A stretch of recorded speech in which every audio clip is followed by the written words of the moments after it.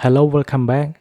Today I would like to share you a cool MagSafe charging UI on your iPhone, and this method you don't need to jailbreak your phone. So all you have to do, you need to save this wallpaper into your camera roll and you can set it on your lock screen. So let's see the animation. So when I lock my phone and now when I click and turn it back on, you can see a little animation on your lock screen. Let's see it one more time, just like that. And I'm gonna show you how you can get it. So first you need to go to Safari and make sure you go to this link, and I will provide this link in my video description, and thank for the creator of this wallpaper, and I will link his Twitter account in my description.